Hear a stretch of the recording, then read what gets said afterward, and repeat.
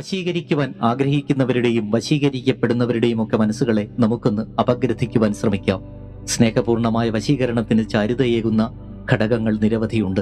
പ്രണയം, സ്നേഹം, ആത്മാർത്ഥത, ത്യാഗം, കാത്തിരിപ്പ്, വിരഹം, കലഹം ഇവയൊക്കെ വശീകരണത്തിൽ ഏറെ പ്രാധാന്യമുള്ളവയാണ്. വശീകരണത്തിന്റെ മായാവലയത്തിലേക്ക് നാം മറ്റൊരാളെ വലിച്ചടുപ്പിക്കുമ്പോൾ തങ്ങളുടെ മനസ്സിന്റെ സത്യസന്ധതയും സ്നേഹവും വശീകരിക്കപ്പെടുന്ന ആളിന് പകൽ പോലെ തിരിച്ചറിയുവാൻ കഴിയണം. അപ്പോഴാണ് ആ ബന്ധങ്ങളിൽ വിവിധ വികാരങ്ങളുടെ രാസപ്രക്രിയകൾ നടക്കുന്നത്.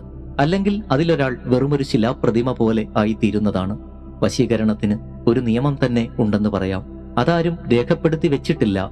അപ്പോൾ കണ്ടെത്തി അതിന് പ്രയോഗിക്കുന്ന ഒരു സ്നേഹ നിർവചനം എന്നൊക്കെ അതിനെപ്പറ്റി പറയാവുന്നതാണ്. വശീകരണത്തിൽ എതിർപ്പുകൾ സ്വാഭാവികമാണ്. വശീകരിക്കപ്പെടുന്നയാൾ വശീകരണം തിരിച്ചറിഞ്ഞു തുടങ്ങി എന്നതിന്റെ സൂചനയാണത്. അപ്രകാരം കൂടുതൽ എതിർപ്പുകളിലൂടെ സഞ്ചരിച്ച് അവയെയെല്ലാം തരണം ചെയ്ത് ഒടുവിൽ ആനന്ദത്തിന്റെ അനുഭൂതിയുടെ ഒരു ആകാശം തന്നെ അവിടെ കാത്തിരിക്കുന്നുണ്ടാകും. അവിടെ എത്തി ആ ആകാശത്ത് രണ്ടാളും ഒന്നിച്ചു പറക്കുകയേ വേണ്ടൂ.